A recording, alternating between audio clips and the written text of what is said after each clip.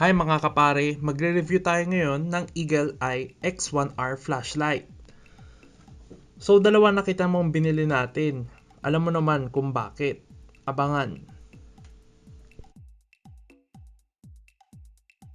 Quite sturdy, maganda ang build quality, magnetic button cap, at micro USB port siya. So, sulit na sulit, compatible. 'Di ba? May LED indicator pa siya. At kasing laki lang ng aking daliri. I use this as my daily flashlight, so I use 18350. Small and lightweight lang siya. So ngayon, dinidisassemble natin.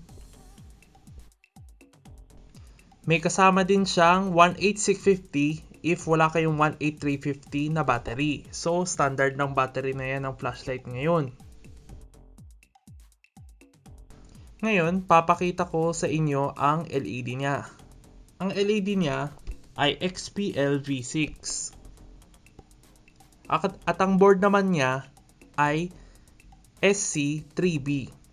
SC stands for Standard Chinese Board.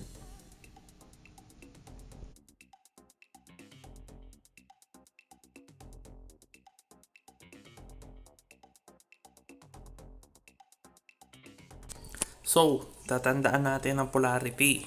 Yan ang importante. Iwas short circuit.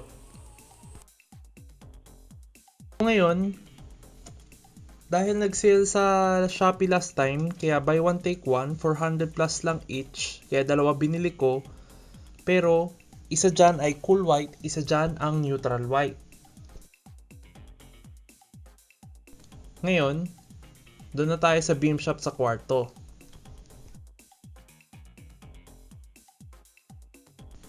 Eto na.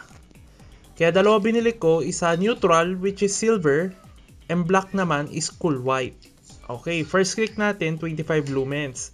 Ang second click natin 130 lumens, and ang third click natin which is turbo 430 lumens. So, unang click ulit 25, 130, 430. Ang range naman niya ay 80 meter. Ano ang tingin nyo? For 800 pesos ngayon, sulit ba siya? Comment down on comment section below. Salamat!